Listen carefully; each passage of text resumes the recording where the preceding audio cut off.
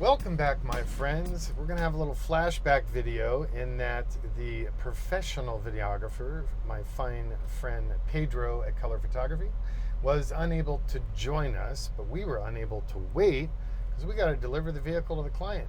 It's been waiting long enough. So I am going to attempt to shoot this myself, and let's see how that goes. I used to do that, shoot, edit, everything, all my own videos. And I've, maybe become a bit spoiled having Pedro on the team. But anyways, today we are in an Icon Thriftmaster, a 5-window cab, which is the general preference, it seems. Although we've done a couple 3 windows, and they're cool too in their own right. But it's hard to beat the added visibility of these rear curved windows.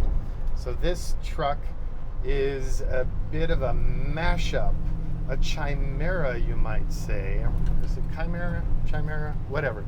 Mythical beast. The client liked the one-piece windshield and other design details that come on the 54-55 transition model. But then he also preferred the 47 to 53 front clip and grille design and the earlier style bed, and we all always prefer the push button door handles instead of the drop down, which were actually correct by the time you got to 55.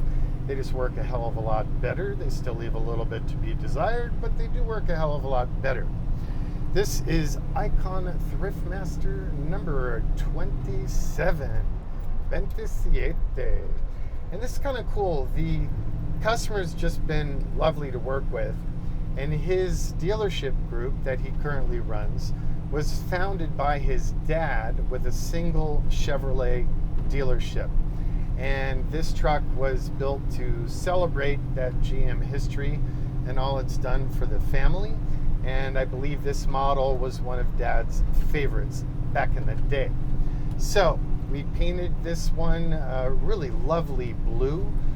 Officially, it is Porsche Aga Blue, AGA.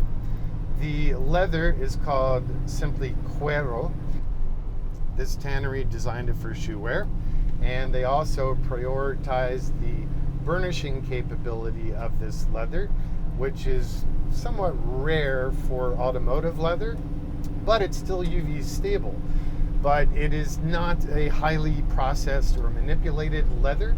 So you will see the original fat marbling, mosquito bites, barbed wire, incident history, scarring and stuff.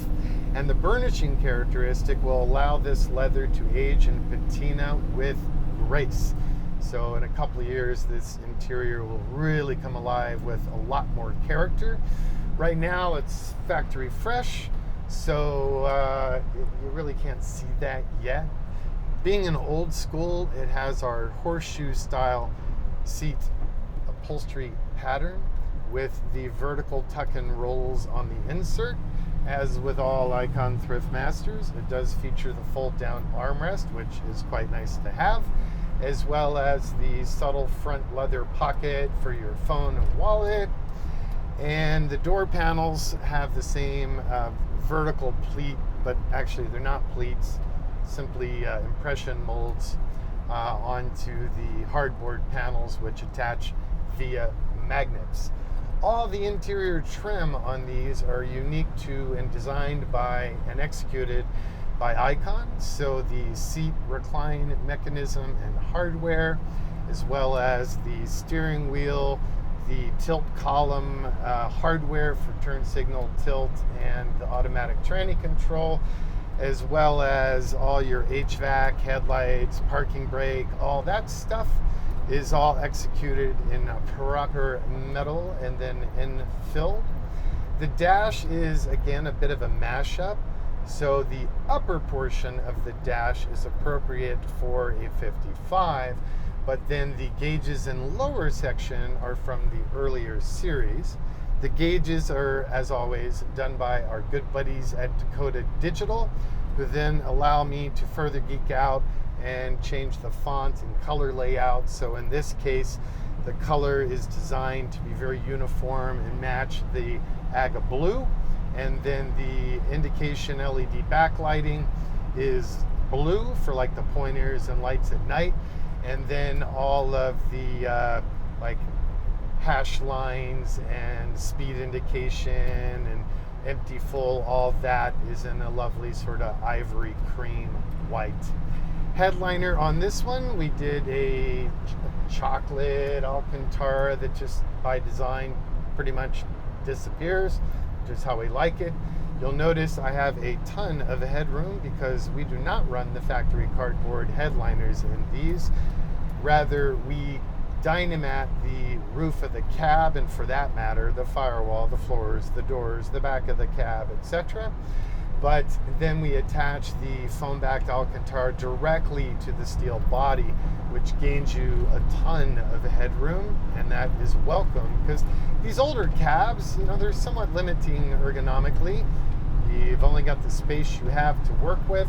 Same with our seat design. We maximize interior space. I would like a little bit more tilt, but I ain't stretching the body to facilitate that because that is a ton of work. It'd be kind of fugly, so deal with it. But generally we find clients up to like 6'2" are more than happy in this setup. So we use the cuero leather also on the steering wheel. That's all hand stitched and wrapped.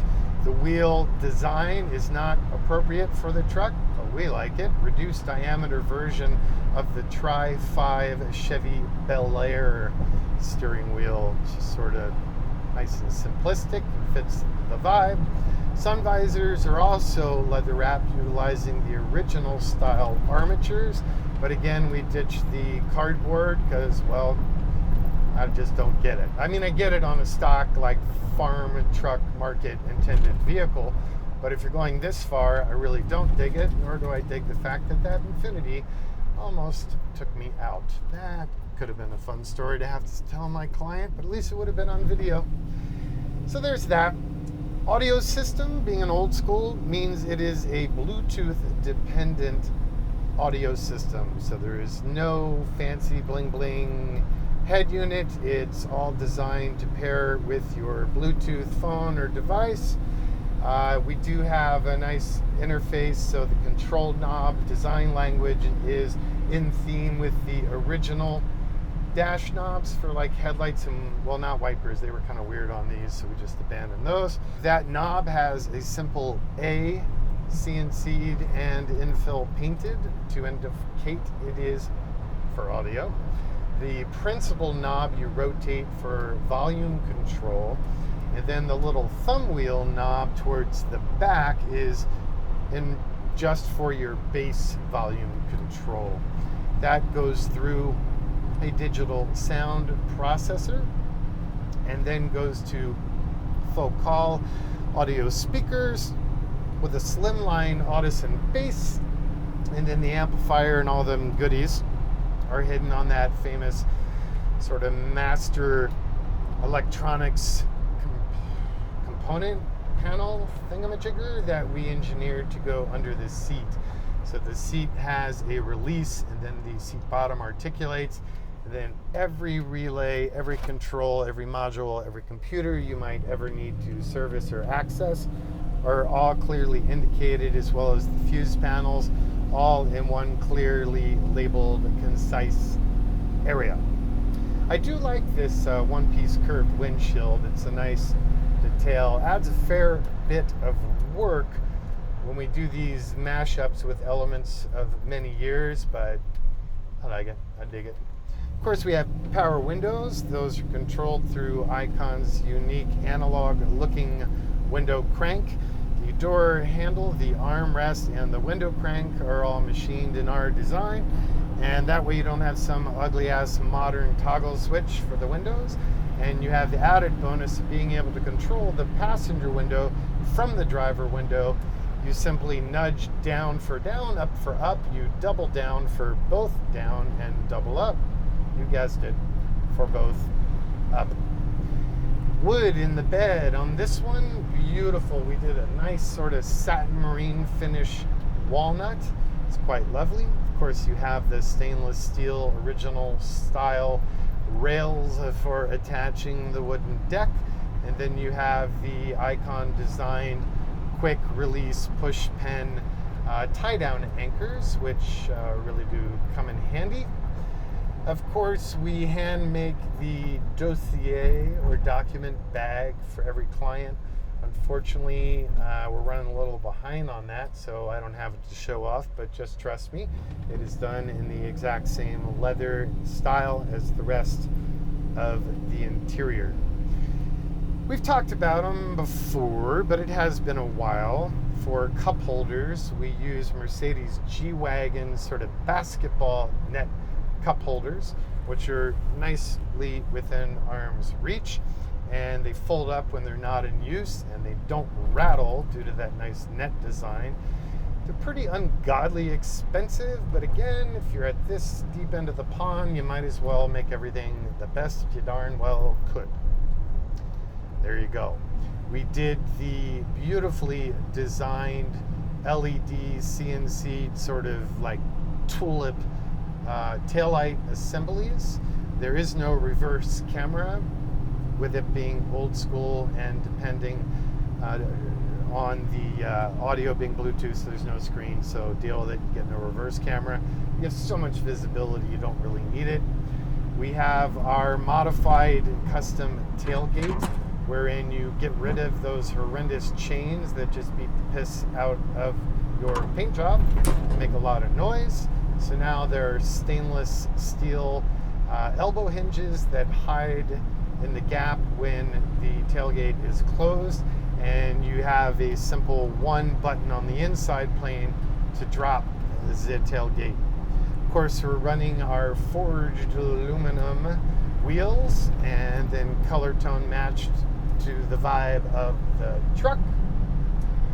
Mechanically, of course, we are running an E-Rod LS3, so that's about 440 horse, 450 torque, super refined aluminum block, fuel injected, just smooth, easy to service. GM gives us a lovely 50,000 mile warranty that is honored by all GM, or I guess specifically Chevy dealers.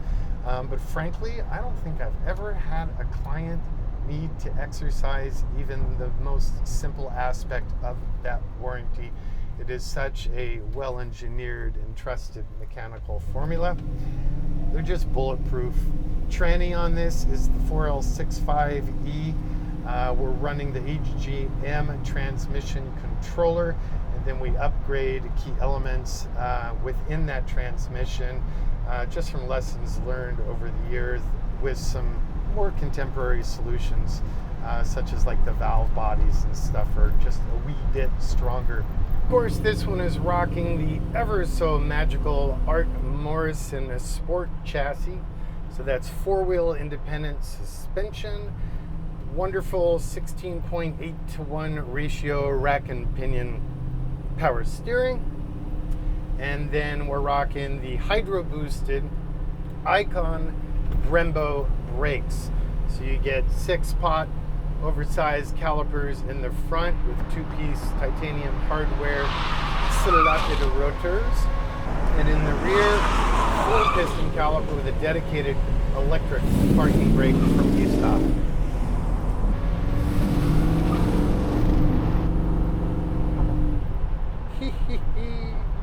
Exterior trim, you'd be hard pressed to know what this is. That's what's kind of cool about the old schools. They're super quiet, subtle, and under the radar. The only giveaway would be the side emblems, but then the front hood emblem is stock, although elevated because the aftermarket ones just suck.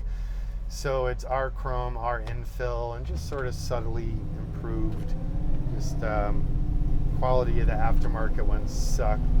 Hargarten square weave wool rugs, and then that's hemmed in the same leather. As always, we did removable mats on top of the fixed rugs. Of course, we had 3-point belts for enhanced safety for the 2 primary driver and passenger positions. And then, yes, there is a 3rd lap belt for the center seat position. As with all Icons, when the principal metalwork has been completed and refined all the body gaps and modifications, The body then goes into a powder coat oven where it gets a proprietary zinc-rich epoxy-based low-temp cure powder coat, which is just amazing because it gets into every single nook and cranny and should ensure you greater body rust protection. Then we follow that up with conventional sealers, high-end glycerate paint. It is 2-stage, and then ceramic coating on all chrome, interior, exterior, glass, and undercarriage, again for just really good long-term preservation. Really nice technology there because visually it's entirely neutral, but it makes the truck easier to clean and keep clean, and it preserves all those finishes on the B side of the body as well as the interior floors, but pretty much can't see it. It's slightly revealed. On the firewall is a heat cured polyurea, which helps us for sound insulation, and it's a moderate temperature barrier as well, but we pretty much have taken care of that with other details. This one kept the stock front cowl vent.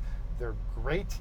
They can leak a little bit sometimes. We do our best to improve that, but it is a 1940s design, and it doesn't seem to have ever really been a hassle for people. Fortunately, there's like a little catch basin in there within rubber hoses that act as drains that take it back to the engine bay side of the firewall.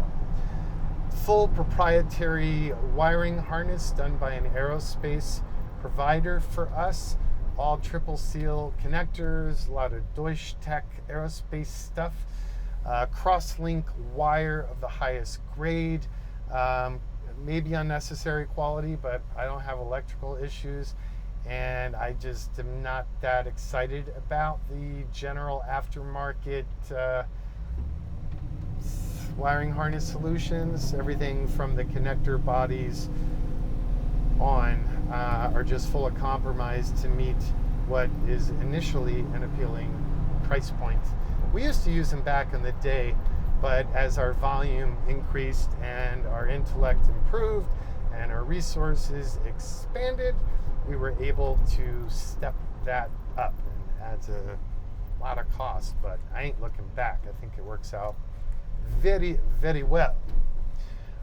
I think that's all I got for you today. I hope you guys enjoyed this video. Again, pardon my less than ideal photography skills, but I think you'll get the point. If you have any questions, please ask. I try and respond to all comments. If you don't follow us on Instagram, please do. There's a ton of content up there, and a lot of times the latest news is there and only there. We also have a brand newsletter that you can subscribe to in the link within the Instagram feed or upon our website. And as always, we, the whole family at Icon, the whole team, really, really, really do appreciate you taking the time to go on these deep dive videos with us, and thank you for your support. I'll see you on the next one. Be well.